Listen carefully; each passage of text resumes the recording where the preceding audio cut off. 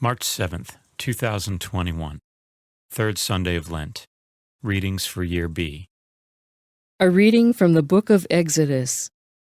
In those days, God delivered all these commandments. I, the Lord, am your God, who brought you out of the land of Egypt, that place of slavery. You shall not have other gods besides me. You shall not carve idols for yourselves in the shape of anything in the sky above, or on the earth below, or in the waters beneath the earth. You shall not bow down before them or worship them. For I, the Lord your God, am a jealous God, inflicting punishment for their fathers' wickedness on the children of those who hate me, down to the third and fourth generation, but bestowing mercy down to the 1000th generation on the children of those who love me and keep my commandments.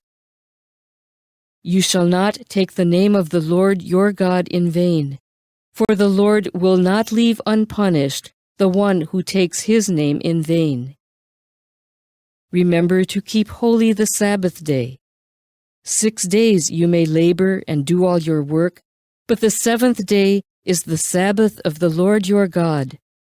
No work may be done then either by you or your son or daughter, or your male or female slave, or your beast, or by the alien who lives with you.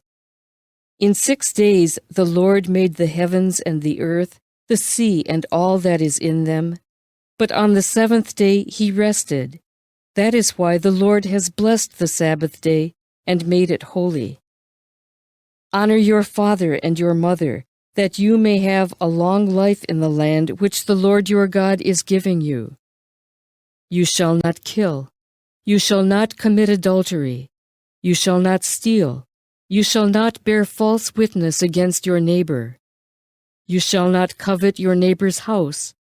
You shall not covet your neighbor's wife, nor his male or female slave, nor his ox or ass, nor anything else that belongs to him. The word of the Lord.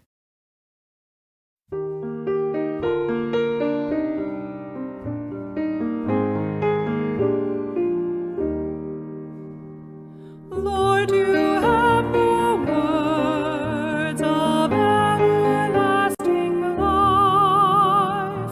Lord, you have the words of everlasting life. The law of the Lord is perfect, refreshing the soul. The decree of the Lord is trustworthy, giving wisdom to the simple. Lord, you have the words of everlasting life. The precepts of the Lord are right, rejoicing the heart.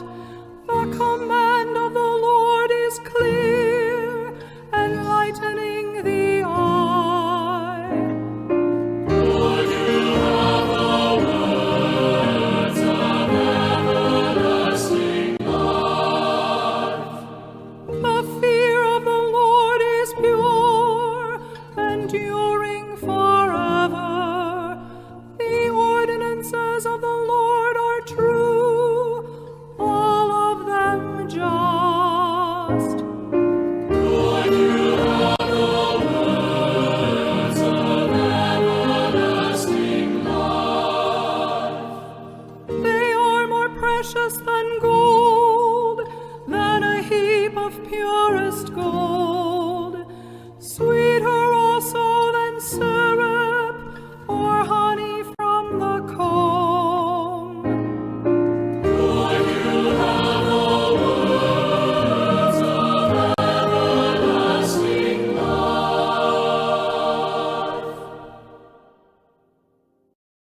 A reading from the first letter of St. Paul to the Corinthians.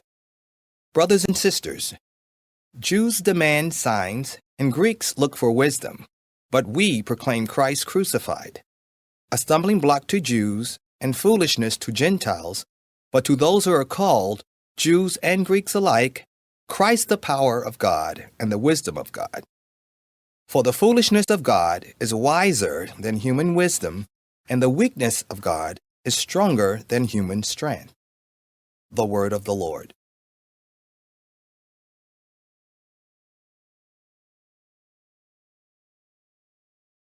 A reading from the Holy Gospel according to John. Since the Passover of the Jews was near, Jesus went up to Jerusalem.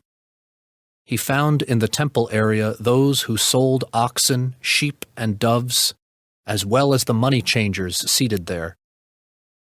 He made a whip out of cords and drove them all out of the temple area with the sheep and oxen, and spilled the coins of the money changers and overturned their tables. And to those who sold doves he said, "Take these out of here, and stop making my Father's house a marketplace." His disciples recalled the words of Scripture, "Zeal for your house will consume me." At this the Jews answered and said to him, "What sign can you show us for doing this?" Jesus answered and said to them, "Destroy this temple, and in 3 days I will raise it up." The Jews said, "This temple has been under construction for 46 years, and you will raise it up in 3 days?" But he was speaking about the temple of his body. Therefore, when he was raised from the dead, his disciples remembered that he had said this, and they came to believe the Scripture and the word Jesus had spoken. While he was in Jerusalem for the feast of Passover, many began to believe in his name when they saw the signs he was doing. But Jesus would not trust himself to them because he knew them all, and did not need anyone to testify about human nature. He himself understood it well. The Gospel of the Lord.